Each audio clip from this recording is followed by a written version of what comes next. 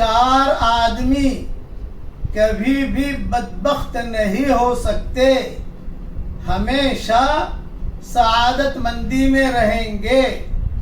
Number 1، جو اپنی ماں کی خدمت کرے۔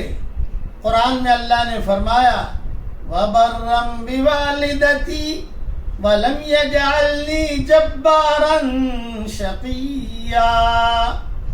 عیسیٰ علیہ السلام نے کہا تھا کہ میں میری ماں کی خدمت کروں گا، اللہ نے مجھے جبار اور شقی نہیں بنایا۔ یہ ماں کی خدمت کرنے والا کبھی بھی بدبخت نہیں ہو سکتا۔ نمبر 2، جو ہمیشہ دعا مانگے گا کبھی بھی بدبخت نہیں ہو سکتا، ہمیشہ سعید رہے گا۔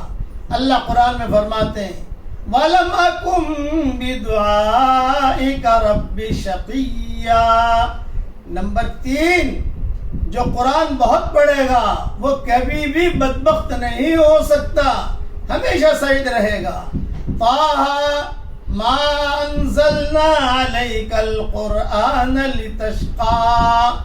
نمبر 4، جو دین پر چلے گا، ہدایت پر چلے گا، سنتوں پر چلے گا، وہ کبھی بھی بدبخت نہیں ہو سکتا۔